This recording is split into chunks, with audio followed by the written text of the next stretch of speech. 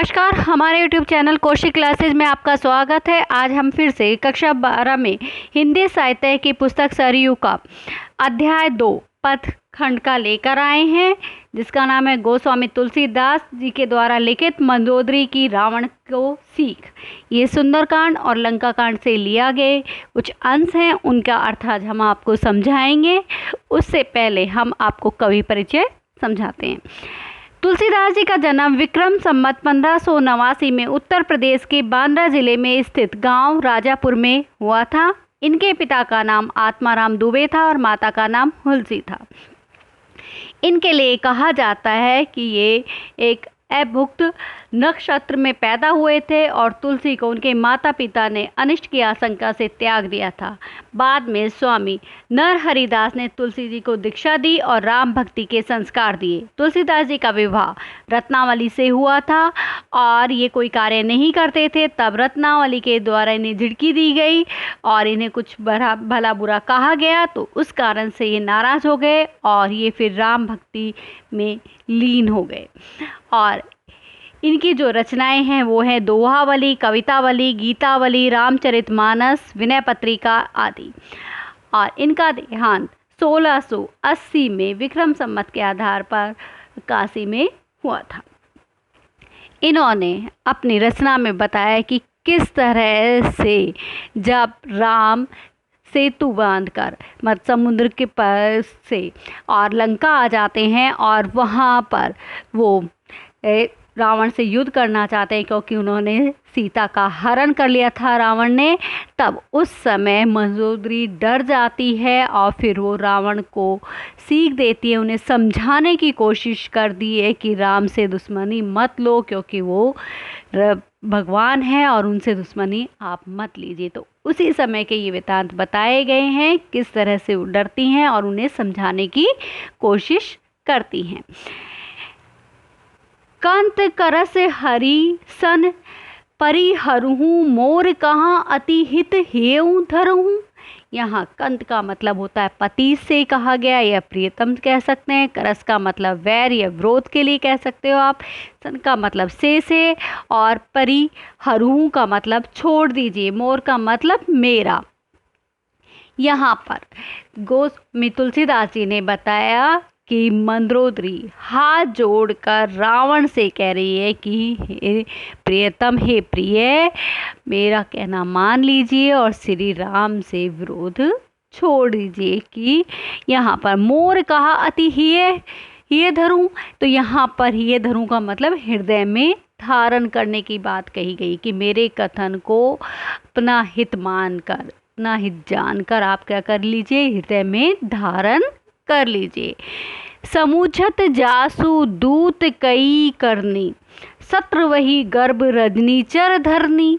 यहाँ पर करनी का मतलब कार्य से कहा गया है और सत्र वही का मतलब गिरते हैं और रजनीचर का मतलब राक्षस से कहा गया है और धरनी का मतलब पत्नी से कहा गया है।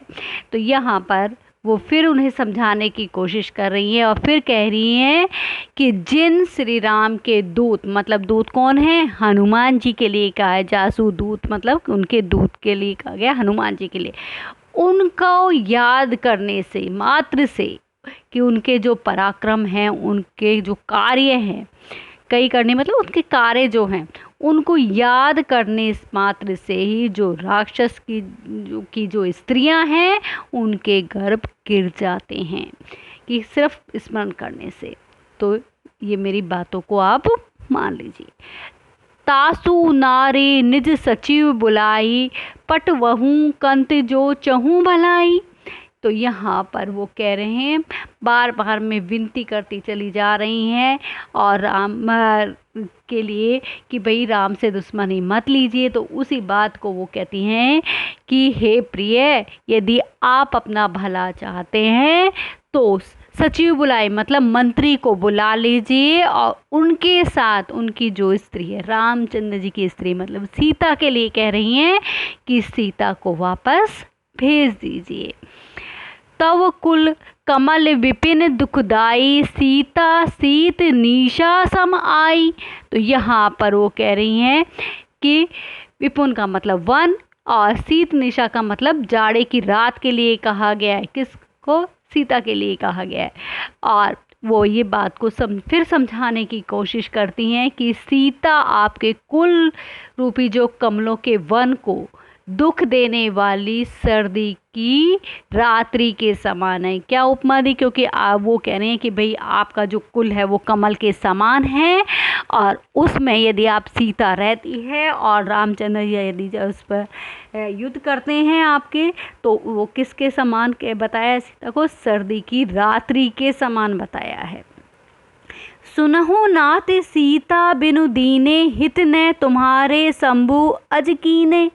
तो यहाँ पर शंभु मतलब शिव के लिए कहा गया है, अज का मतलब ब्रह्मा के लिए कहा गया है।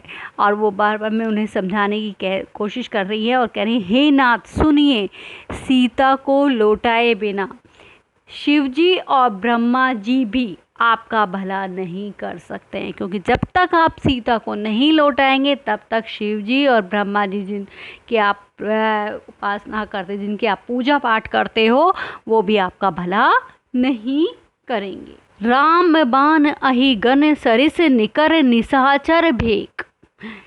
तो यहाँ पर उनके लिए बाण के लिए कहा गया है, और अहि मतलब सर्प के लिए कहा गया है, भेक मतलब मेंढक के लिए कहा गया है, और निशाचर मतलब राक्षस के लिए कहा गया है कि जो श्री राम के जो बाण हैं वो किसके समान हैं?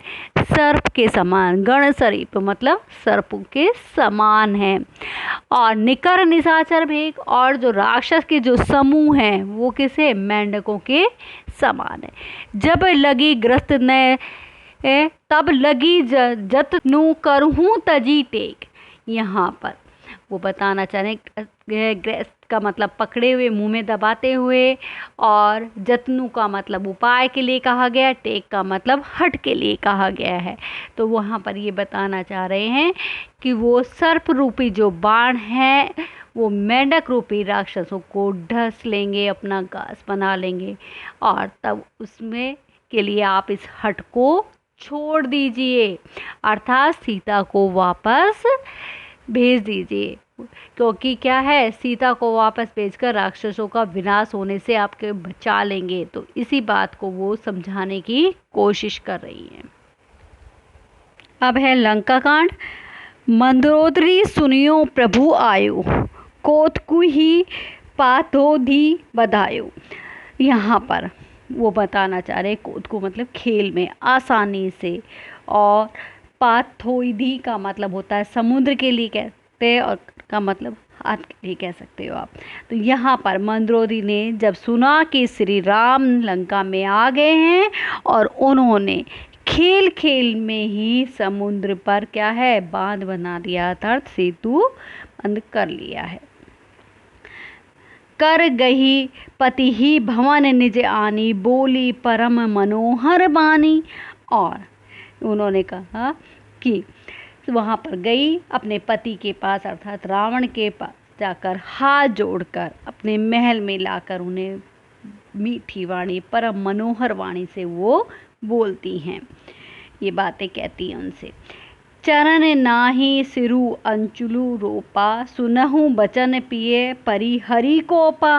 तो यहाँ पर चरण मतलब पैरों के लिए कहा है, उनके चरणों के लिए कहा गया है, और नाई का मतलब होता है झुका कर, और परिहरि को मतलब होता है त्याग कर, और अंचलू का मतलब है आंचल, पसार देना, रोप मतलब पसार देना एक तरह से। तो अपने पति के चरणों में सिर झुकाकर उन्होंने अपने आंचल को पसार कर कहा, नाथ बरहूँ कीजिए ताही सो, बुद्धि बल सकीहु जीती जाही सो। यहाँ पर वो उनसे कह रही है, नहीं नाथ कि मरऊ का मतलब होता है वैर, दुश्मनी, और सकिए का मतलब होता है सके, तो और बुद्धि के लिए कहा गया है। तो उस चीज़ को ध्यान में रखकर वो कह रही, हे प्रियतम क्रोध को त्याग कर मेरी बातों को सुनिए, कि नाथ बैर उसी से कीजिए जिसमें बुद्धि और बल से जीता जा सके। तुम ही रघुपति अंतर कैसा, खलु खगोत दिनकर ही जैसा।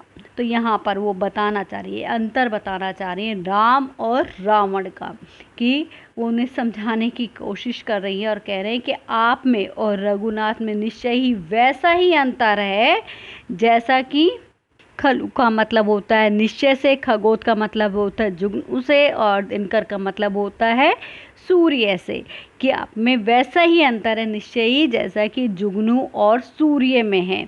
अर्थात बल और बुद्धि में आप श्री राम से छोटे हैं, तुच्छ हैं, उसके लिए वो कह रही है। अति बल मधु कैटब जेहि मारे, महावीर दीति सुध संहारे। तो यहाँ पर फिर वो उदाहरण दे रही है, फिर वो समझाने की कोशिश कर रही है कि इस लोक में जिन्होंने विष्णु के रूप में जो अवतार लिया है वो अत्यंत ही शक्तिशाली है, और मधु और कैटब राक्षसों को भी उन्होंने मारा है। और किसके लिए कहा? महावीर दीति सुध संहारे, और महासूरवीर दीति के पुत्रों का भी संहार किया है। जेहि बलि बांधी सहस भुज मारा, सोही अवतरेऊ हरन मही भारा। यहाँ पर फिर उन्होंने उदाहरण दिया, उन्होंने कहा कि जिन्होंने राजा बलि के लिए को बांधा और परशुराम के रूप में उन्होंने क्या किया कि सहस बाहु को मारा। तो राजा बलि को किस में? वामन रूप में, किस कहते हैं ना, बोने रूप में लिया था अवतार, और 3 पग इन मांगी कि भाई मुझे तो 3 पैर दान में दे दीजिए और कुछ नहीं दीजिए। तो उस बात के लिए कहा उन्होंने कि वो तो क्या है? भगवान है, और जो इस रूप में उन्होंने अवतार लेते चले जा रहे हैं, वे तो पृथ्वी का भार हरण करने के लिए श्री राम के रूप में अवतरित हुए हैं, और उसी के लिए वो कह रहे हैं कि उनसे विरोध मत कीजिए हे नाथ, उनसे विरोध मत कीजिए। तो उस चीज़ के लिए उन्होंने कहा काल कर्म जीव जाके हाथा, कि हाथ में काल कर्म और जीव अर्थात संपूर्ण चराचर है वो, और इस वजह से वो बार बार में उन्हें मना कर रही है कि उनसे दुश्मनी मत लीजिए हे नाथ, उनका विरोध मत कीजिए। राम ही सोपी जानकी नाई कमल पद्मात, कि आप श्री राम के चरण कमलों में सिर नवाकर, यहाँ पर क्या है? जानकी नाई मतलब कि सीता के लिए कहा गया है, और उनके कमल पद्मात मतलब कि चरण कमलों में सिर नवाकर आप या उनकी शरण में जाकर उन्हें सीता को सौंप दीजिए। सुत कहूँ राज समर्पी बन जाही भजहु राग रघुनाथा। तो यहाँ पर वो कह रहे हैं फिर पुत्र को राज देकर हम क्या करेंगे? वन में जाकर भगवान श्री राम का भजन करते चले जाएंगे। भजई रघुनाथ मतलब श्री राम का भजन करेंगे, और इसी बात को वो कह रही है बार बार में समर्पित मतलब सौंप कर, अपने पुत्र को सौंप कर। तो बार बार में मंदोदरी के द्वारा समझाया जा रहा है रावण को, लेकिन रावण समझ नहीं पा रहा है। इसका शेष भाग हम अगली वीडियो में पढ़ेंगे। आशा करती हूँ कि आपको ये वीडियो समझ में आ गई होगी। यदि आपको अच्छी लगी है तो इसे लाइक करें, शेयर करें और चैनल को सब्सक्राइब करें। धन्यवाद।